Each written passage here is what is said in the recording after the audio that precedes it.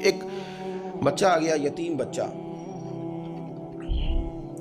اس نے آ کے عرض کی حضور 3 گھر میں افراد ہیں، میں، میری بہن اور میری بیوہ ماں، والد حضور چلے گئے اور آج نا 3 دن ہو گئے روٹی کوئی نہیں کھائی۔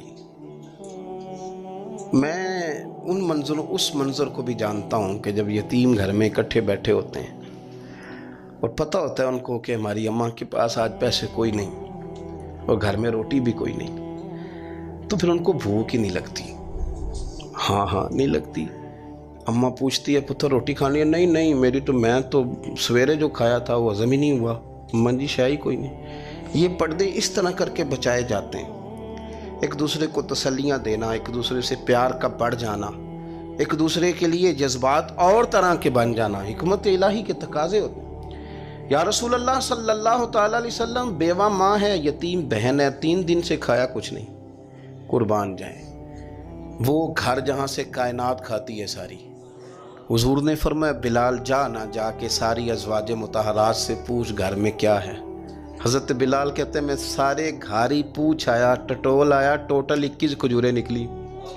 یہ 2 جہاں کے شاہ ہیں اور پاس کچھ رکھتے نہیں، 2 جہاں کی نعمتیں ہیں، ان کے خالی ہاتھ میں حضور کے سارے گھر کو میں ڈھونڈ 21 کھجوریں نکلی تو لا کے میں نے پیش کر دی، تو حضور نے ڈائریکٹ اس کو نہیں دی، نبی پاک نے اپنے ہاتھ پہ رکھ لی، اور کہتے ہیں پھر حضور نے نا اپنا منہ مبارک قریب کیا کھجوروں کے۔ صحابہ خود فرماتے ہیں کہ یہ جو حضور نے منہ مبارک قریب کیا ہے نا، تو نبی پاک برکت کی دعا کر رہے تھے، 21 کھجوروں پہ برکت کی دعا ہوئی۔ حضور نے اس بچے کو بلایا، تھپکی دی، فرمایا لے جا 7 تیری بہن کی۔ انہیں معمولی نہ سمجھنا ہو تو حضرت بلال کہتے ہیں حضور 3 بھی دے دینا کبھی تو 30 سال ختم ہی نہیں ہوتی، 30 سال گزر جاتے ہیں، نکالتے رہو کھاتے رہو، ختم ہی نہیں ہوتی۔ حضور نے فرمایا 7 تیری بہن کی، 7 تیری والدہ کی، اور 7 حضور نے اور بھی تلقین فرمائی، فرمایا ایک سویرے کھایا کرنا، ایک شام کو کھایا کرنا، یہ لے جا۔ حضرت سیدنا بلال حبشی کہتے ہیں رضی اللہ تعالیٰ عنہ کہ بچہ لے کے جب باہر نکلا تو حضرت سیدنا معاذ ابن جبل دوڑ کے گئے اور جا کے بچے کے سر پہ شفقت سے ہاتھ پھیرا، کہا فکر نہ کرنا، رب کریم تجھے بہترین سرپرست عطا کرے گا، پتر پریشان نہ ہونا، اللہ تیری مدد کرے گا، صرف حوصلہ دیا، سر پہ دست شفقت پھیرا، بچہ چلا گیا۔ تو حضور نے فرمایا معاذ ادھر آؤ نا ذرا، یا رسول اللہ حکم ہو۔ فرمایا کس چیز نے تمہیں اٹھایا بچے کے سر پہ ہاتھ رکھنے کے لیے؟ کس نے تمہیں کہا؟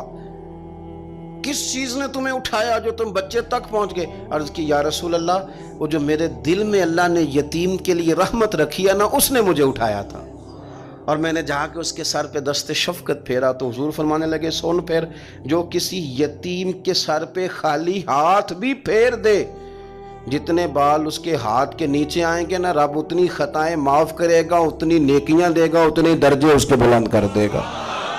خالی دست شفقت ہی پھیر دے، دینا دلانا تو بعد کی بات ہے، اس کا خیال رکھنا تو۔ یہ جو ہمارے مدارس ہیں نا، ان میں اکثر بچے غریب ہوتے ہیں، لیکن کچھ بچے تگڑے گھروں کے بھی ہوتے ہیں، مالدار گھروں کے بھی ہوتے ہیں۔ اس میں اگر کوئی ایسا بچہ آ بھی جاتا ہے نا جو یتیم ہے، کمزور ہے، تو وہ اپنے آپ کو محسوس نہیں کرتا کمزور، کیونکہ وہ یہ نہیں سمجھتا کہ میں یتیم خانے میں آیا ہوں۔ اس کے ذہن میں مائنڈ سیٹ یہ ہوتا ہے کہ میں مدرسے میں آیا ہوں اور میں پڑھنے کے لیے آیا ہوں، اور چونکہ وہ کچھ وزادار بچے، مالدار بچوں کے ساتھ وقت گزارتا ہے، اسی دسترخوان پہ بیٹھ کے کھاتا ہے، اسی کلاس میں سب کے ساتھ بیٹھ کے پڑھتا ہے، تو اس کی عزت نفس مجروح ہونے کی بجائے طاقت پکڑتی۔ وہ برابری کی سطح پہ جب آتا ہے تو اسے محسوس ہوتا ہے کہ مجھے عزت دی جا رہی۔ اس لیے مدارس اسلامیہ میری نظر سب سے مضبوط جگہ ہیں جہاں مساکین کی، یتیموں کی، غریبوں کی صحیح معنوں میں کفالت بھی ہوتی ہے، تعلیم بھی ہوتی ہے، عزت بھی ہوتی ہے، تربیت بھی ہوتی ہے۔ میرے رسول کریم علیہ السلام بڑے انہماک کے ساتھ، بڑے توجہ کے ساتھ۔ اچھا ایک کام اور ہوتا ہے ہمارے ہاں، وہ کیا ہے؟ اگر کوئی یتیم مال چھوڑ گیا نا اس کا باپ، تو پھر تو بارے نہیں آ رہے ہیں اس کے، پھر تو اللہ خیر کرے کہ بہت سارے مل جائیں گے کفالت کرنے والے، بہت سارے ملیں گے دھیان رکھنے والے، بڑے سارے ملیں گے توجہ دینے والے۔ قرآن مجید نے فرما دیا ہے کہ جو یتیم کا مال کھاتا ہے وہ سمجھ لے کہ میں مال نہیں کھا رہا، میں آگ کھا رہا ہوں، آگ کھا رہا ہوں، آگ۔ سورہ نساء دیکھیے ہمارے ہاں اگر تو وہ مال چھوڑ گیا ہے تو پھر تو بہت سارے رشتہ دار مستقل اس کے محلے میں مکان لینے کو تیار ہو جاتے ہیں، الا ماشاءاللہ۔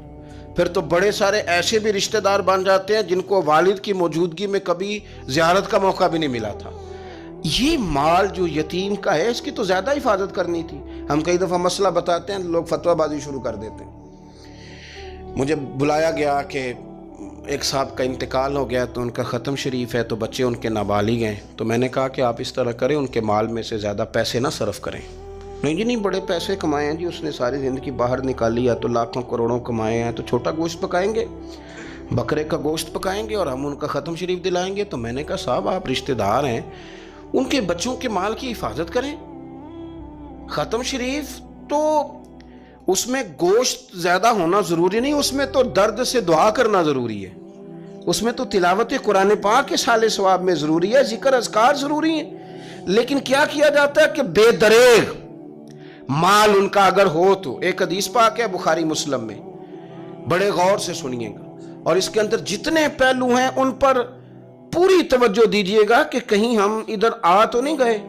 رسول پاک صلی اللہ علیہ وسلم نا ہمارے لیے سب سے بڑے حکیم ہیں، سب سے زیادہ حکمت حضور نے ہمیں بتلائی ہے کہ اس رستے چلو گے تو بچو گے، اس رستے جاؤ گے تو ہلاک ہو جاؤ گے۔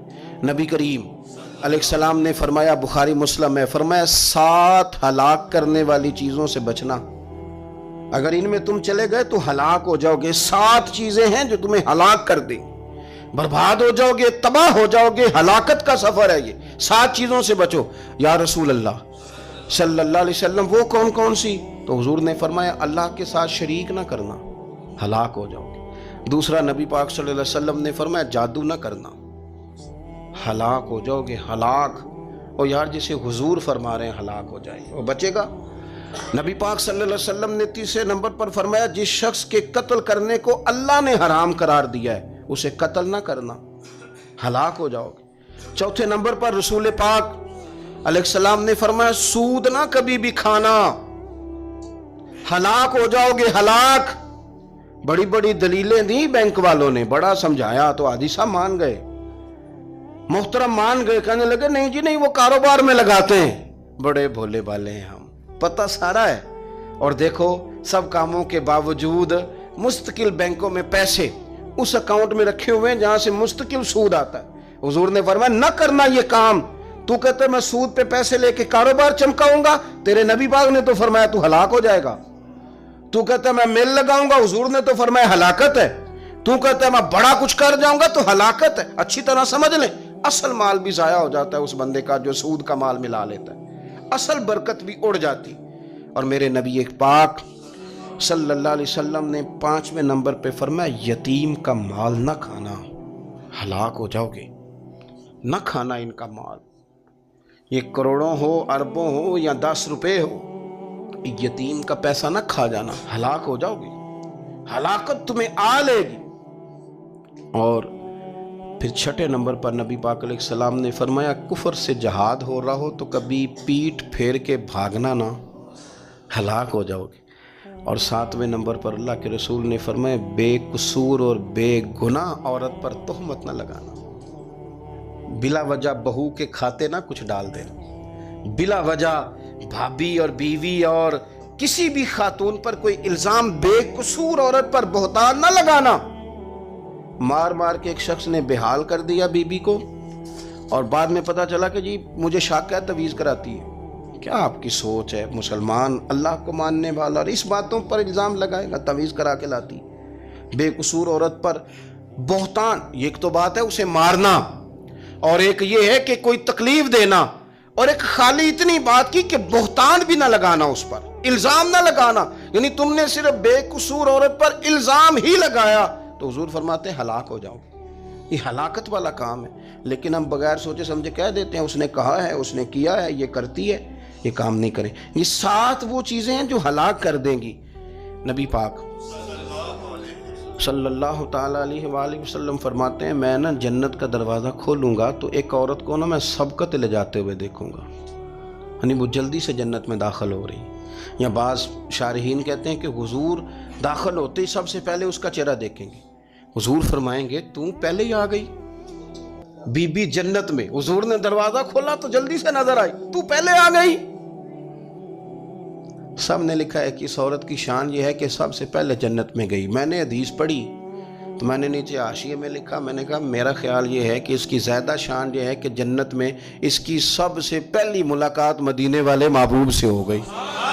یہ دیکھو کتنی بڑی شان۔ حضور فرمانے لگے تو کیسے پہلے ہی آ گئی، کون ہے تو؟ وہ کہنے لگی حضور میں بیوہ ہوں، میرے بچے یتیم تھے، میں نے ان کی خاطر نہ بیٹھی رہی، میں نے نکاح نہیں کیا، میں نے ان یتیموں کی پرورش کی، بیوہ بن کے زندگی گزار دی، ان یتیموں کے لیے بیٹھی رہی۔ اس کو جائز ہے، یہ کر سکتی تھی، لیکن اس نے سوچا کہ میں ان کی نگہبانی یتیموں کے لیے بیٹھی رہی۔ آج شان یہ ہے کہ مدینے والے کے لیے جب دروازہ کھلا ہے تو اس بی بی کو بھی رب کریم نے فوراً ہی جنت عطا فرما دی۔ یہ سب سے پہلے گئی۔